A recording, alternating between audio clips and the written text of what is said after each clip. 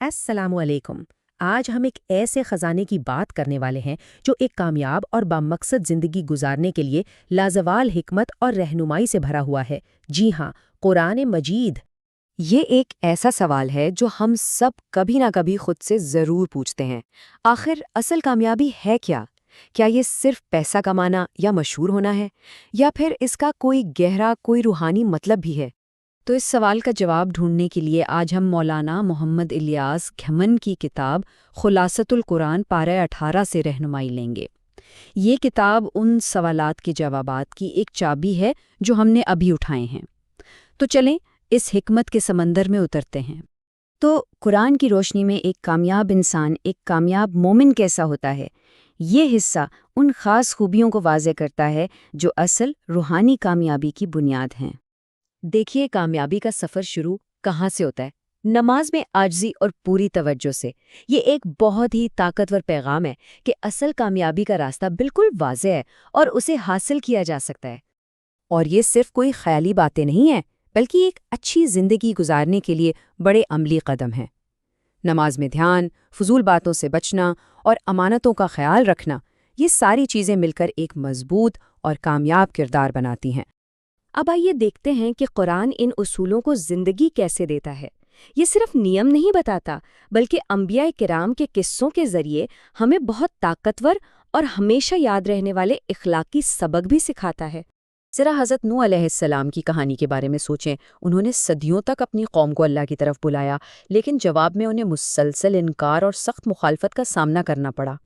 یہ آیت ان کے پیغام کی سادگی اور گہرائی کو کتنی خوبصورتی سے بتاتی ہے۔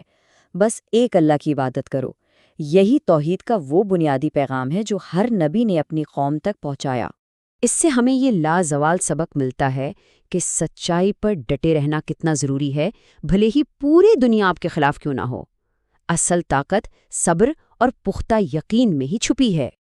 اچھا، تو سوال یہ پیدا ہوتا ہے کہ یہ ساری پرانی باتیں آج کی تیز رفتار دنیا میں کیسے کام آ سکتی ہیں؟ اصل بات یہ ہے کہ قرآن کے اصول وقت سے بالاتر ہیں اور آج بھی ہماری زندگیوں کی رہنمائی کے لیے اتنے ہی اہم ہیں۔ قرآن ہمیں کتنے عملی رہنمائی دیتا ہے نا، کسی کے گھر میں جانے سے پہلے اجازت لینا اور سلام کرنا، یہ وہ بنیادی آداب ہیں جو معاشرے میں ایک دوسرے کے لیے عزت اور ہم آہنگی پیدا کرتے ہیں۔ اور یہ سبق تو آج کے ڈیجیٹل دور کے لیے بہت ہی زیادہ اہم ہے۔ بنا کسی ثبوت کے کسی پر الزام لگا دینا، خاص طور پر سوشل میڈیا پر، ایک بہت سنگین گناہ ہے جس کے نتائج تباہ کن ہو سکتے ہیں۔ قرآن اس معاملے میں بہت سخت ثبوت کا تقاضا کرتا ہے۔ ہم نے اس گہری حکمت کو سمجھ تو لیا، لیکن اصل چیلنج یہ ہے کہ اسے اپنی مصروف زندگی کا حصہ کیسے بنایا جائے۔ جب ہماری زندگیاں اتنی مصروف ہیں تو اس علم تک لگاتار اور آسانی سے رسائی کیسے ہو؟ تو اس کا حل جدید ٹیکنالوجی میں موجود ہے، اور جواب ہے امہ 360۔